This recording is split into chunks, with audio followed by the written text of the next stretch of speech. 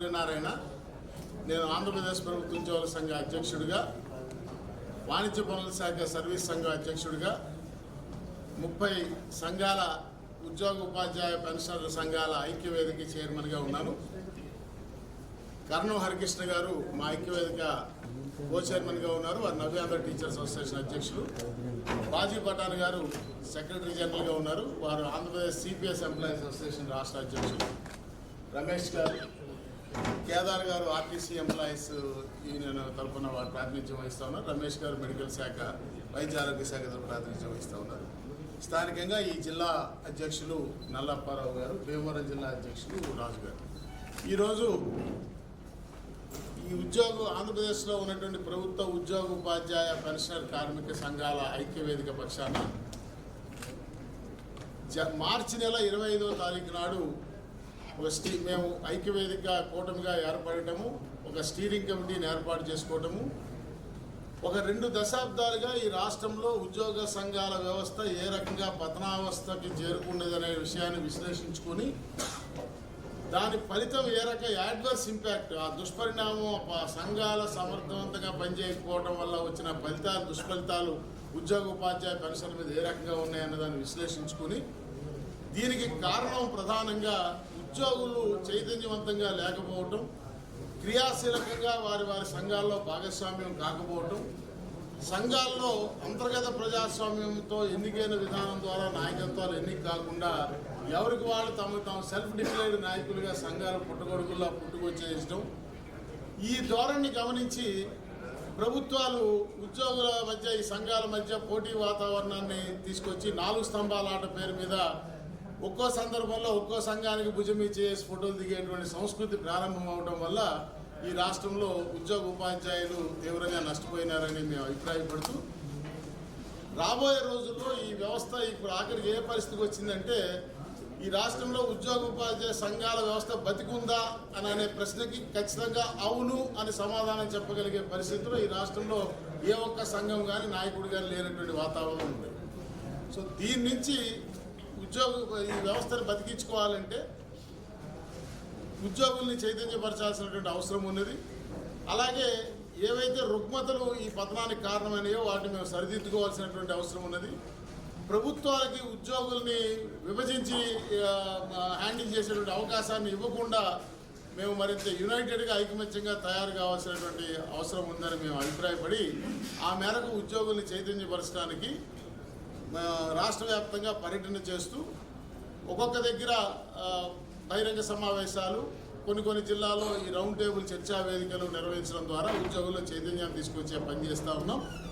అందులో భాగంగా ఇప్పటికీ ఒక 10 చోట్ల సమావేశాలు నిర్వహించడం జరిగింది. ఇది 11వ సమావేశం. ఈనాడు ఈ ఏలూరు జిల్లాలో ఒక ఐక్యవేదిక సమావేశం జరుగుతుంది, అందుకు రావడం జరిగింది. సో దీనికి ఈ చైతన్యపరచాల్సినటువంటి అవసరం ఎందుకు వచ్చింది, ఏ అంశాలు మమ్మల్ని తీవ్రంగా ప్రభావితం చేసాయన్న దాన్ని మేము విశ్లేషించుకుని ఒక 12 నిర్దిష్టమైనటువంటి అంశాలని ఈ ఐక్యవేదిక గుర్తించి వీటి వల్ల జరిగిన దుష్పరిణామాలను ఉద్యోగుల్లో వివరించి, వీటిలో ఏవి ఉద్యోగులకి హక్కుగా సంక్రమించినవి, ఏవి ఉద్యోగులకి ప్రభుత్వాలు దయతో ఇచ్చినవి అనేటువంటి విషయం మీద ఒక స్పష్టమైన అవగాహన కల్పించే ప్రయత్నం చేయాలని నిర్ణయించాం. ఈ ప్రధానంగా ఆర్థికపరమైనటువంటి అంశాలు ఏవైతే ఉన్నాయో, రావాల్సినటువంటి ఉద్యోగులకు రావాల్సిన ఆర్థికపరమైన ప్రయోజనాలు, ఇవి మాకు హక్కుగా సంక్రమించినవి తప్ప ప్రభుల వారి దయ కానీ రాజుగారి భిక్ష కానీ కాదు అనే విషయాన్ని ఉద్యోగుల్లో చైతన్యపరచడం ప్రధాన లక్ష్యం. అంటే ఉదాహరణకి మా జీతం ఉందంటే 30 రోజులు మా కూలీకి 1వ తారీఖు నాడు ఇచ్చేది మా వేతనం. అలాగే 30 ఏళ్ళ మా సర్వీస్కి ఇచ్చే డిఫర్డ్ శాలరీయే మా పెన్షన్. సో అది కూడా రాజుగారి దయ, ప్రభుల వారి భిక్ష అనే రీతిగా మారిపోతే ఈ రాష్ట్రంలో ఇక రాబోయే రోజుల్లో ఈ రాష్ట్రంలో ఉద్యోగుల మనుగడ ఎలా ఉంటుంది అనేది ప్రధానంగా ఒక ఇబ్బందికరమైనటువంటి పరిస్థితి ఉన్నది. అదే రకంగా మాకు రావాల్సిన అనేక ఆర్థిక ప్రయోజనాలు 25,000 కోట్ల పైచులకు పేరుకుపోయినాయి అనేది రకరకాలుగా వార్తలు వెలువడుతున్నాయి. ఒక 20,000 కోట్లే బకాయిలు ఉన్నాయని ఒకళ్ళు అంటారు, 25,000 కోట్లను మరొకరు అంటారు, 30,000 కోట్ల బకాయిలను మరొకరు అంటారు. ప్రభుత్వం నిర్దిష్టంగా మాకు ఎంత బాకీ ఉందో చెప్పమంటే వైట్ పేపర్ ఇవ్వమంటే ప్రభుత్వం ఇవ్వటం లేదు. ఆఖరి సమాచార హక్కు కింద అడిగితే కూడా మా సంఘానికి సమాధానం ఇవ్వనటువంటి పరిస్థితి. మరో పక్క చూస్తే రోజు రోజుకి సోషల్ మీడియాలో కావచ్చు, ప్రధాన మీడియాల్లో కావచ్చు, వార్తాపత్రికల్లో కావచ్చు, ఆంధ్రప్రదేశ్ రాష్ట్ర ఆర్థిక స్థితిగతి మీద రకరకాల కథనాలు రోజు వస్తూ ఉన్నాయి. ఈ పరిస్థితిలో అసలు మాకు నెలవారీ జీతము పెన్షన్ ఇవ్వాలంటేనే 5,500 నుంచి 6,500 కోట్ల రూపాయలు ప్రతి నెల అవసరం పడుతుంది. ఆ 1వ తారీఖు నాడు అంత మొత్తం కన్సాలిడేటెడ్ ఫండ్ ఖాతాలో అందుబాటులో లేని కారణంగానే కదా ప్రభుత్వం మాకు 1వ తారీఖు చెల్లించలేకపోతా ఉన్నది. అటువంటప్పుడు రాబోయే రోజుల్లో ఈ వేల కోట్లుగా పెరిగిపోయిన బకాయిలు, మరో పక్క చూస్తే మాకు 12వ వేతన సవరణ ఇప్పటికే సంవత్సరం బట్టి పెండింగ్లో ఉండటం, మరో పక్క ప్రతి 6 నెలలకి మళ్ళీ డిఏ పెరుగుతూ పోవాల్సి రావటము, దీనివల్ల 5,500 6,500 కోట్ల అనే ఖర్చు ఇంకా రాబోయే రోజుల్లో పెరిగేదే తప్ప తరిగేది కాదు కదా. అన్నప్పుడు మరి వేల కోట్ల బకాయిలు రాష్ట్ర ఖజానాలోకి ఎలా వచ్చి చేరతాయి మాకు చెల్లించడానికి అనేది వాళ్ళ ఉద్యోగులకి, ఉపాధ్యాయులకి, పెన్షనర్లకి, వాళ్ళ మీద ఆధారపడిన వాళ్ళ కుటుంబ సభ్యులకి తీవ్రంగా ఆందోళనకు గురి చేస్తున్నటువంటి అంశం. ఎందుకని రాష్ట్ర ప్రభుత్వాలకు ఏమైనా ఆదాయం పెరిగే అవకాశం ఉన్నదా? ఆదాయం సొంతంగా పెంచుకునే అవకాశం రాష్ట్ర ప్రభుత్వానికి ఉన్నదా? ఏ రాష్ట్ర ప్రభుత్వానికైనా ఆదాయం పెంచుకోవడానికి మార్గం ఏంటి? పన్నులే కదా. ప్రజల దగ్గర నుంచి వసూలు చేసే పన్నులు. పన్ను రేట్ అయినా పెంచాలా, పన్ను పరిధైనా పెంచాలా? ఈ రెండూ చేసే అవకాశం 101 కాన్స్టిట్యూషన్ అమెండ్మెంట్ యాక్ట్ ద్వారా ఈ దేశంలో జిఎస్టీ విధానాన్ని అమలు చేసిన తర్వాత ఏ రాష్ట్ర ప్రభుత్వానికి సొంతంగా పన్ను రేటు పెంచుకోవడానికి కానీ పన్ను పరిధి పెంచుకోవడానికి కానీ అవకాశం లేనప్పుడు ఆదాయం ఎలా పెరుగుతుంది? మరి మా వేల కోట్ల బాకీలు ఎప్పుడు ఎలా చెల్లించే అవకాశం ఉంటుంది? ఇది అర్థం కాని పరిస్థితి. ఏదో రోజు దీన్ని ఏమన్నా పారు బాకీల కింద రద్దు చేస్తారా? అలా రద్దు చేస్తామనగానే కొన్ని ఉద్యోగ సంఘాలు మేము మా ముఖ్యమంత్రి గారి మాట మీద గౌరవం కొద్దీ మేము దీనికి ఆమోదిస్తున్నాం ప్రకటనలు చేసేస్తే ఈ నిస్సహాయులు అయిపోయిన ఉద్యోగ ఉపాధ్యాయ పెన్షన్లు ఏం చేయాలనేటువంటి అయోమయం ఈరోజు ఉన్నది.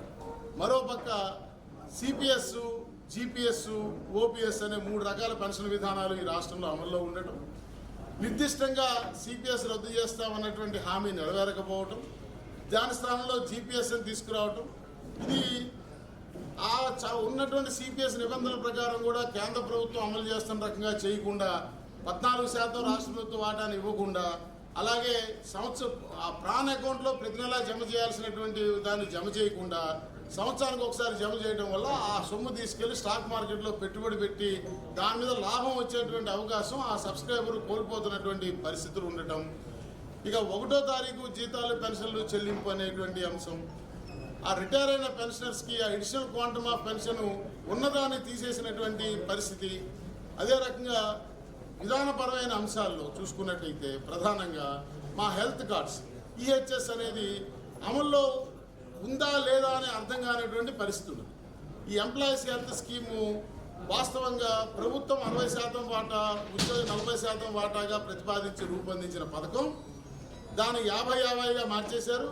ఇప్పుడు 40-60గా మార్చారు. అంటే 60 ప్రభుత్వం 40 ఉద్యోగి ఇచ్చేటువంటి వాటాని 60 ఉద్యోగి 40 ప్రభుత్వం ఇచ్చేటువంటి దానికి మార్చేసి ఆ కార్డు ఎక్కడ చెల్లుబాటు కాని పరిస్థితి. నిన్న మొన్న మీరు చూస్తే ఈ రోజు నుంచి వైద్య సేవలు ఈహెచ్ఎస్ పథకం కింద మేము వైద్య సేవలన్నీ ఆపేస్తున్నామని చెప్పి ఈ హాస్పిటల్స్ అసోసియేషన్ యాజమాన్యం వాళ్ళు ప్రభుత్వానికి లిఖితపూర్వకంగా తెలియపరిచారు. ఇప్పుడు మేము 60% చెల్లిస్తూ మాకు ఈ పథకం అమలు జరిగినటువంటి పరిస్థితి. దీనిలో చూసినట్టయితే ఈ ప్రతి నెల ఉద్యోగుల జీతం నుంచి 90 రూపాయలు 120 రూపాయలు డిడక్ట్ చేసేటువంటి పథకానికి ఇప్పుడు 225 300 రూపాయలు పెంచి దానికి సంవత్సరానికి నియర్లీ అబౌట్ 270 కోట్ల రూపాయలు ఉద్యోగులు పెన్షనర్ల నుంచి ప్రభుత్వానికి వస్తుంది. మ్యాచింగ్ 40% వాటా ప్రభుత్వం ఇస్తే 175 కోట్లు అవుతుంది. అంటే దాదాపు 450 కోట్ల రూపాయలు ఈ పథకం కింద పబ్లిక్ డిపాజిట్ అకౌంట్లో జమ కావాలి. అసలు మాకు అర్థం కానిది, ఈ రాష్ట్రంలో ఉద్యోగులు పెన్షనర్లు సంవత్సరానికి 450 కోట్ల విలువైన వైద్య సేవలు పొందుతున్నారా? అసలు అన్ని రోగాలు వచ్చి అన్ని సేవలు పొందుతూ ఉన్నారా?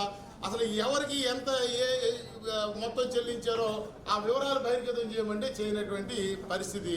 మా పథకాన్ని తీసుకెళ్లి బిలో పావర్టీ లైన్ బీపీఎల్ కింద ఉండేటువంటి సామాన్య ప్రజలకు అమలు చేసి ఆరోగ్యశ్రీతో మెర్చి చేసేసిన కారణంగా పెయిడ్ సర్వీస్ అయిన మా పథకం ఫ్రీ సర్వీస్లో మెర్జ్ అయినందువల్ల ఈ సమస్యలు ఈ రకంగా ఉత్పన్నం అవుతూ అవి ఎందుకు చెల్లుగా అనేటువంటి పరిస్థితి ఏర్పడింది. ఇక టీచర్ల ఉపాధ్యాయుల సమస్యలు అనేకం పరిష్కారం కాకుండా వారికి 3 దశాబ్దాలు బట్టి సర్వీస్ రూల్సే లేకుండా పదోన్నత అవకాశాలు లేకుండా టీచర్గా నియామకమైన టీచర్గానే ఉండిపోతూ మరోపక్క చూస్తే 117 జీవోని తీసుకొచ్చి రేషనలైజేషన్ ఆఫ్ స్కూల్స్ అని చెప్పి ఎక్కడికక్కడ మెర్జ్ చేసేయటం వల్ల అనేక టీచర్ పోస్టులు రద్దు అయ్యేటువంటి పరిస్థితి. ఇంకో పక్క చూస్తే విచిత్రమైన పరిస్థితి ఆంధ్రప్రదేశ్ రాష్ట్రంలో తమిళనాడు బోర్డర్లో ఉన్న జిల్లాల్లో తమిళ మీడియంలో పాఠశాలలు నడపాలి. కర్ణాటక బోర్డర్లో ఉన్న ప్రాంతాల్లో కన్నడ మీడియం స్కూల్స్ నడుస్తూ ఉన్నాయి. మనమే మెయింటైన్ చేస్తూ ఉన్నాం. ఒరిస్సా బోర్డర్లో ఉన్నటువంటి స్కూల్స్లో ఒరిస్సా మీడియం స్కూల్స్ రన్ చేస్తూ ఉన్నాం. కానీ ఆంధ్రప్రదేశ్ రాష్ట్రంలో తెలుగు మీడియం స్కూల్ లేదు. ఓన్లీ తెలుగు అనేది ఒక సబ్జెక్టుగా మాత్రమే బోధించబడేటువంటి పరిస్థితి ఉంది తప్ప అది ఒక మీడియంగా మాధ్యమంగా లేనటువంటి పరిస్థితులు ఉన్నాయి.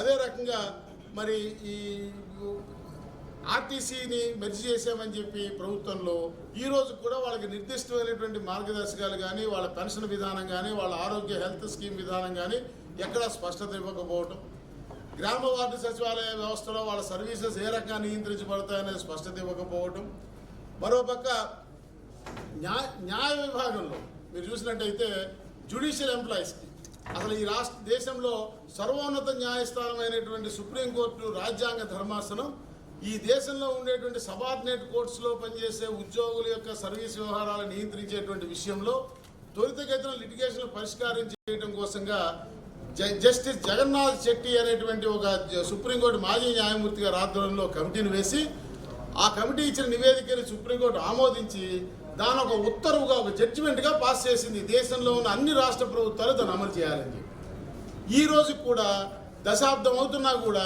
ఆంధ్రప్రదేశ్ రాష్ట్రంలో అమలుకు నోచుకోకుండా ఇప్పటికీ హైకోర్టుకి ప్రభుత్వానికి ఆర్థిక శాఖ మధ్య కరస్పాండెన్స్లో నలిగిపోతున్నటువంటి పరిస్థితులు ఉన్నాయి.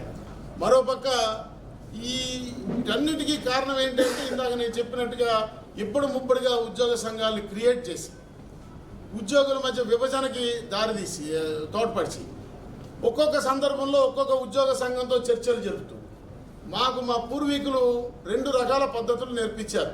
మా ముందు తరం ఉద్యోగస్తులు సంఘాలు త్యాగాలు చేసి ప్రభుత్వంతో రకరకాల వివిధ లెవెల్స్లో డిఫరెంట్ లెవెల్స్లో పరిష్కార వేదికలు చర్చల కోసం కన్సల్టేషన్ కోసం ఏర్పరిచారు. అధికారికంగా civil service joint staff council అని జిల్లా స్థాయి joint staff council, department joint staff council, రాష్ట్ర స్థాయి జాయింట్ స్టాఫ్ కౌన్సిల్, ఆ పైన మంత్రివర్గ ఉపసంఘం, ఆ పైన సెక్రటరీస్ కమిటీ, ఇక ఆ పైన అవకాశం ఉంటే ముఖ్యమంత్రి గారి దగ్గర చర్చలు.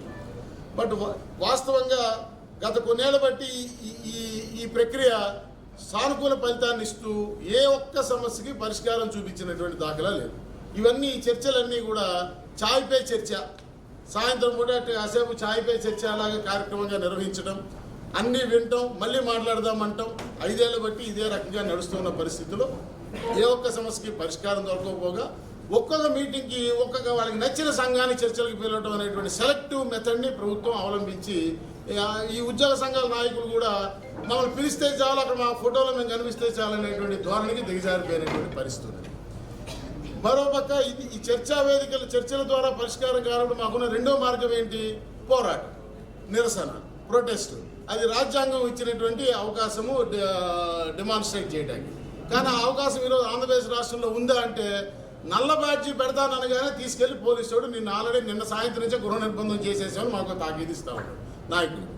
మీరు చూసినట్టయితే టీచర్ల సంఘాలు అలాగే సిపిఎస్ ఉద్యోగస్తులు వాళ్ళ దాని మీద సిపిఎస్ రద్దు మీద నిరసన చేస్తామంటే వాళ్ళకి నిర్బంధంగా హౌస్ అరెస్ట్ చేశామని చెప్పి నిర్బంధించామని పోలీసులు ఇచ్చిన నోటీసులు ఇస్తూ ఫోటోలు దిగితే ఆఖరి వాళ్ళకి కుటుంబ సభ్యులతో ఫోటో ఆల్బం కంటే పోలీసు వాళ్ళతో ఫోటోలు ఎక్కువైపోయినాయి వాళ్ళ ఆల్బం. ఈ పరిస్థితి మరి చర్చల ద్వారా పరిష్కారం కావట్లేదు, నిరసన తెలపడానికి అవకాశం లేదు. మరి ఎట్లా?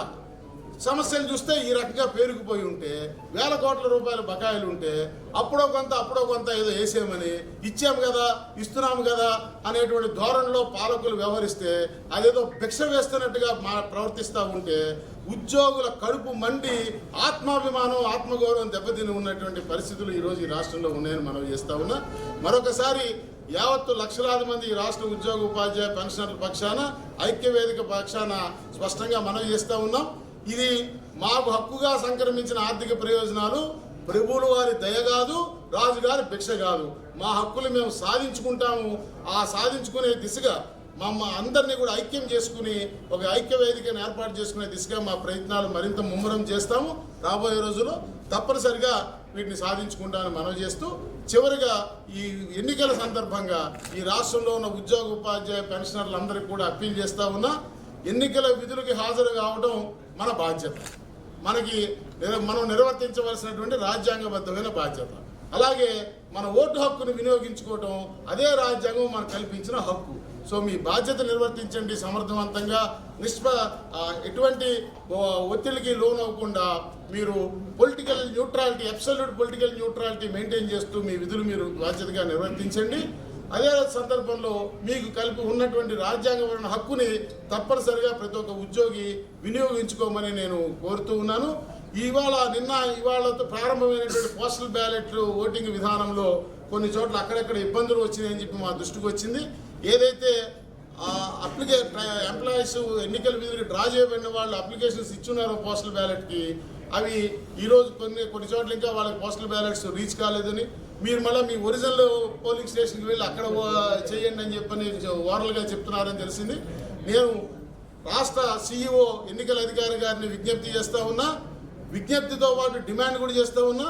ఎన్నికల విధులకు ఎవరైతే డ్రా చేశారో మమ్మల్ని, ఆ డ్రా చేసిన అధికారికి, ఆ డ్రా చేసిన ఉద్యోగి పోస్టల్ బ్యాలెట్ని అతనికి అందేలా చూడటం అనేది కూడా అతని విధి నిర్వహణలో భాగంగా భావించాలి. It is equally duty obligation on the part of the district collectors to see that the postal ballot is delivered to the individual employee who was drawn to the election duties. ఇది ఆ బాధ్యత వాళ్ళు నిర్వర్తించాల్సినటువంటి అవసరం ఉన్నదనే విషయాన్ని కూడా మనం చేస్తూ thank you. I'm open for questions. మీరు ఏమైనా ప్రశ్నలు అడుగుతారంటే నేను సమాధానం చెప్పడానికి సిద్ధంగా ఉన్నాను. ప్రభుత్వం కొన్ని రకాల హామీలు ఇచ్చింది కదా సార్, ఏ హామీ కూడా నిర్వర్తించిన దాఖలా లేవు. ప్రభుత్వం కావచ్చు, లేదా ఇప్పుడు జరిగిన పక్షం ఏదైతే కనుక అధికారులు ఉందో ఆ ప్రభుత్వం ఉంటారు. ఆ రోజు కొంతమంది ఉద్యోగస్తులు వన్ సైడెడ్గా మేము అట్లా చేస్తాం, మేము దీనికి ఎట్లా సపోర్ట్ చేస్తాం బహిరంగాన్ని చెప్పిన దాఖలాలు ఉన్నాయి. దాన్ని ఇప్పుడు ఏ విధంగా చూడొచ్చు అంటారు? మీరు ఒక్కసారి మా బ్యానర్ చూసినట్టయితే మా మౌలిక సూత్రం ఏ సిద్ధాంతం ప్రాతిపదికన ఈ వ్యవస్థ మా సంఘం ఏర్పడిందంటే భజనతో కాదు బాధ్యతతో, పార్టీలతో కాదు ప్రభుత్వంతో అనేటువంటి మూల సూత్రం సిద్ధాంతం మీద మేము స్టార్ట్ అయినాం. మేము పార్టీల గురించి, రాజకీయ పార్టీ ఈవెన్ అందుకని నేను రాజకీయ పార్టీలు ఇచ్చిన ఎన్నికల హామీల గురించి కూడా నేను ప్రస్తావించడం లా. అసలు మా ఉద్యోగులకు సంబంధించిన అంశాలు రాజకీయ పార్టీల ఎన్నికల హామీగా మారటమే మా ఉద్యోగ సంఘాల వ్యవస్థకి అవమానకరమని భావించేటువంటి ఆలోచన విధానం కలిగిన వాళ్ళు ఈ ఐక్యవేదికలో ఉన్న విషయాన్ని మీకు మనవి చేస్తాం. ఎందుకు? ప్రభుత్వము మాకు employer, government is our employer, మా యజమాని, మేము ఎంప్లాయీస్. సో మా యజమాని యొక్క బాధ్యత మోరల్, లీగల్, కాన్స్టిట్యూషనల్ ఆబ్లిగేషన్. అది దయ కాదు, it's moral, legal and constitutional obligation on the part of the employer to see that the employees are taken care of. ఉద్యోగుల యొక్క హక్కుల్ని పరిరక్షించాల్సిన బాధ్యత ప్రభుత్వంది కాబట్టి ప్రభుత్వం మారుతుంది. ఇక కొంతమంది ఏదో చెప్పారంటే అవగాహన లేని వాళ్ళు మా మీద కూడా అసలు మేము ఈ టైంలో మోడల్ కోడ్ ఉంది, మేము మీటింగ్లు పెట్టకూడదు, నా మీద రోజు 4-5 కంప్లైంట్లు. రాజకీయ పక్షాల వాళ్ళు మేము ఏదైనా ఒక రాజకీయ పార్టీకి ప్రచారం చేస్తున్నామనో ఇంకోటి మా మీద కంప్లైంట్ పెడితే అర్థం చేసుకోగలుగుతాను. కానీ మా సహచర ఉద్యోగ సంఘ నాయకులు రోజు మా మీద కంప్లైంట్లు పెడుతూ ఉన్నారు. అదేంటో నాకు అర్థం కాలే. ఏమిటంటే కొంతమంది వాట్సాప్లో దుష్ప్రచారం చేస్తూ ఉన్నారు, మీటింగ్లు జరపకూడదు, మోడల్ కోడ్ ఉంది. చాలామందికి అవగాహన లేని విషయం. ఈ సందర్భంగా మీరు అడిగిన దానికి సమాధానం చెప్తే ఈ సందర్భంగా నేను ఏలూరులో వివరణ ఇవ్వదలుచుకున్నా. భారత రాజ్యాంగంలోకి లోబడే ఏ వ్యవస్థ అయినా పనిచేయాలి, ఇంక్లూడింగ్ ఎన్నికల సంఘంతో సహా. ఎన్నికల సంఘం ఇచ్చినటువంటి కేంద్ర ఎన్నికల సంఘం ఇచ్చిన మార్గదర్శకాల ప్రకారం మోడల్ కోడ్ ఆఫ్ కాండక్ట్ అంటే ప్రవర్తన నియమావళి ఎవరిని ఉద్దేశించింది? Model code of conduct is for political parties and contesting candidates, not for citizens. ఈ దేశంలో పౌరుల్ని నిర్బంధించడానికి మోడల్ కోడ్ పెట్టలేదండి. నిష్పక్షపాతంగా ఫ్రీ అండ్ ఫెయిర్ ఎన్నికలు జరగడం కోసం రాజకీయ పార్టీలకి అభ్యర్థులకి ప్రవర్తనా నియమావళిని పెట్టారు. ఎన్నికల ప్రవర్తనా నియమావళి అమల్లో ఉంది కాబట్టి సమాజంలో ఉన్న వ్యవస్థలన్నీ స్తంభించిపోవాలి, సుశిక్ష చేతనావస్థలోకి వెళ్ళిపోవాలి, ఎవరు ఏమీ చేయకూడదు, అందరూ నిస్తేజంగా మారిపోవాలని ఎక్కడా కూడా ఏ చట్టంలో కానీ ఏ నిబంధనలో కానీ లేదు. 2, ఇది మా ఇన్-హౌస్ మీటింగ్, అంటే ఇన్-హౌస్ అంతర్గత సమావేశం. ఈ అంతర్గత సమావేశానికి నిర్వహించుకోవడానికి మేము ఎవరి అనుమతి ముందస్తు అనుమతి కూడా తీసుకోమని ఏ చట్టంలో కూడా లేదనే విషయాన్ని మనం చేస్తాం. ఓన్లీ మాకున్న కోడ్ ఆఫ్ కాండక్ట్ ఏంటి, మా civil service code of conduct rules, ఎన్నికల నిబంధనావళి పరిధిలోకి మేము రాము. దాని ప్రకారము రాజకీయ పార్టీలతో కానీ రాజకీయ నాయకులతో కానీ కలిసి మేము రాజకీయ ప్రచారంలో పాల్గొనకూడదు, అదొక్కటే నిషేధం. ఇక్కడ ఈ హాల్లోకి రాజకీయ పార్టీ నాయకుడు కానీ ప్రతినిధి కానీ పోటీ చేసే అభ్యర్థి కానీ రానంత వరకు, ఇక్కడ మేము వాళ్ళని తీసుకొచ్చి కూర్చోబెట్టినంత వరకు ఇది మా అంతర్గత సమావేశం. ఇకపోతే పోలీసు చట్టం ప్రకారం అసెంబ్లీస్ సమూహాలను నియంత్రించడానికి ఉన్నటువంటి అధికారం పోలీస్ యాక్ట్ సెక్షన్ 30లో ఉన్నది. రోడ్ల మీద బహిరంగ ప్రదేశాల్లో మేము ఊరేగింపులో ప్రదర్శనలో నిరసనలో చేస్తామంటే దాన్ని కూడా నియంత్రించడానికి నిషేధించే అధికారం పోలీసులకు కూడా లేదు.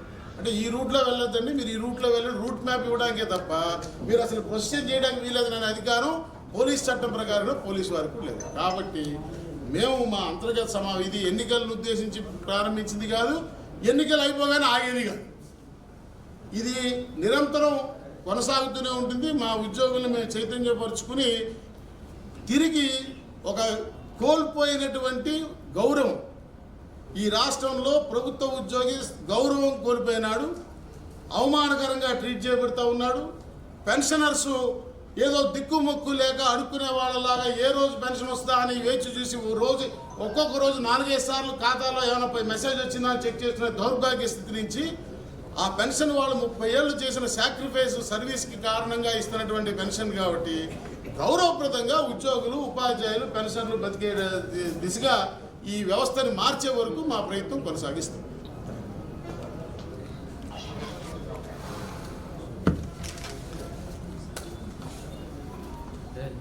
లోకి